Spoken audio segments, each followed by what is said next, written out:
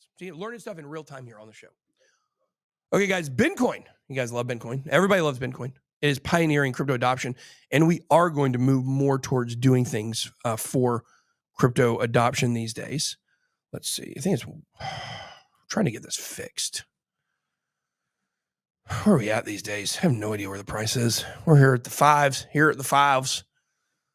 Whew, look at that thing. Oh, it's a brand new token, though, guys. Just out in November. That's when we had our token migration, and it's been down ever since. We're looking for a bottom, looking for a floor, looking for a bottom. Maybe we got it. Maybe we didn't. Who knows? But what I do know is we are doing big stuff with Bitcoin, and that's what sponsors our crypto adoption segment every day. We are working on some marketing. We've got something really cool coming for you guys. It's super exciting. We're just waiting to confirm this partnership, and you guys are going to flip. It's going to be awesome. What if I told you buying Bitcoin would be as easy as buying Bitcoin or Ethereum? What if I told you that? U.S. Senator defends crypto against criticisms from Senator Warren and others.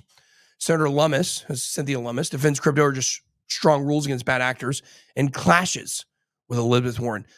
Okay, Cynthia Lummis versus Liz Warren cage match. Who you got? I'll go with Liz Warren. She's pretty gangster, man. She's a liar. She's a thief. So I'm gonna pick the scrapper. Well, what I will tell you is, I know her finishing move, and it's terrifying. I don't know if you've seen Nighthawk on Mortal Kombat. Night Wolf on Mortal Kombat, but it's a similar one. Okay, it's a similar one. It involves an axe and good night. Peel it back. That's what we'll say. You don't want to peel it back. Cynthia Lummis ain't going to be having a, you know what I mean? Woo. That's how it goes. Elizabeth Warren, she comes from a proud people, as you guys know, and she don't play games. And I seriously do think that if they had every congresswoman and senator woman in America have a fighting tournament, I'm very confident that the final two would be Marjorie Taylor Greene versus Elizabeth Warren. I'm very confident in that. I'm very confident. And Marjorie Taylor Greene would beat the ever-loving snot out of her. I'm sure of it. You know who I like? Marjorie Taylor Greene's from around here. You know, I know what she thinks. Here's who I'm taking as my Cinderella pick. Okay. Tulsi Gabbard. Okay, Senator Tulsi Gabbard. Okay. But she's not a Democrat anymore, though, is she? No. I guess it doesn't matter. She just has to be in. Yeah, you're right. Yeah, and Tulsi Gabbard. Okay. And I think she was a service member, so she's got some fight in her. Oh yeah, she does. Oh, yes. Yeah. I don't know. Scary folks. I wouldn't want to mess with any of them. Cynthia Lummis is defending crypto assets. Crypto supporter is a strong word. I call her a Bitcoin supporter. Believes in strong regulatory framework to keep bad actors from misusing assets. This year, Lummis introduced the Lummis-Gillibrand bill, which aims to regulate the crypto industry properly, make it harder for bad actors to operate and easier for compliant exchanges to operate. Lummis and Representative French Hill. Now, French Hill is a big guy on crypto. They're in Congress or Senate, don't know which one, but he wrote to the Department of Justice urging the department to address platforms allowing illegal activities. In a debate between Liz Warren and Cynthia Lummis, Warren pointed out a case where criminal cartel laundered $900,000 with crypto. The Lummis fired back at Warren, saying the cartel had laundered over $1 billion with traditional fiat in the past. Guys, okay, we'll just do a fun little exercise here. Come back over here to CoinGecko. Take a look at the current Bitcoin market cap, $786 billion. Do you guys know how much US dollars the Mexican cartel approximately has? You may not know this, Justin, because this was a fact I learned maybe after you were gone. I believe it's a couple X's higher than that. It is $500 billion. Sheesh. That's how much cash supposedly the cartel has. So think about that. Almost as high as the entire market cap of Bitcoin. So if 5/8, if 62.5% of, if that was, excuse me, let me try to think of how to say this correctly. If 5/8 of 62.5% of all Bitcoin transactions were criminal activity, it would only be tied with the Mexican cartel. Yes. Okay. Is the cartel only Mexican? Do we just call it the Mexican cartel still? Is that what we call it? I think Or are so. are they a little more international now? I'm sure everybody's developing. If I was like my own nation, I would want to have my own cartel to compete. I'm sure there's like a cartel Olympics, right? Cartel? Want to start one?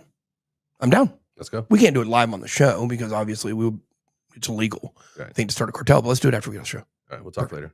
Brinks security company Brinks partners up with crypto custody firm BitGo after making new investments. So check this out, guys. Brinks Company, a firm known for its armored trucks carrying cash, is partnered with and made an investment in crypto custody BitGo. Is Brinks now going to be transferring private keys and cold storage wallets? Ooh, that is a custody solution that you're going to get mainstream acceptance from because they know that name. Yes, exactly. Oh, the armored car people. Yes, my crypto's and they're now working with BitGo. So wow, that's big. Let's see here. Brinks will become BitGo's global secure logistics and vaulting provider. I want to vault. Oh, for vaults. I thought maybe they were doing that gymnastics vault thing. Have you noticed that like there's some events in the Olympics that only male gymnasts do and some that only women gymnasts do? Yeah, because the women don't the sawhorse thing, or what do they call that? The pommel horse, I believe. The pommel horse. I'm actually I'm mad at myself for knowing the answer. I am very ashamed to know you right now. Thank you. I didn't want to say it out loud, but I'm like, yeah, God. I had to dig down to my Olympic knowledge for that one. Embarrassed to know what an encoder is, but proud to know what that is. Okay. I didn't say I was proud to. I'm just saying, Jay. I don't know. I don't know. Okay. Brinks will become BitGo's global secure logistics and vaulting provider. The firm's manager of digital assets, Zach McKenna, said, "Oh, Zach McKenna is working with BitGo." That's right. I you know what? I reached out to them as far as like an RWA thing, and I got a response saying, "Hey, you actually know a couple of the people that are working with us." Oh, well, I will tell you all this about. I will tell you all something about Zach. I'll tell you something very secret and nobody knows.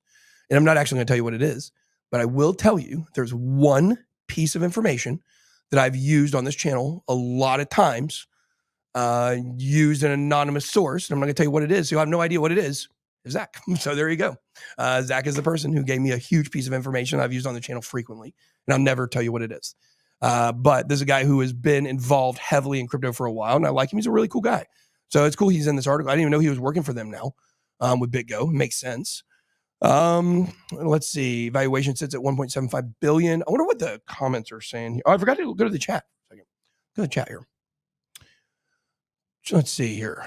Go all the way to the bottom. Wonder if anybody's guessing what it is. That's what I wonder.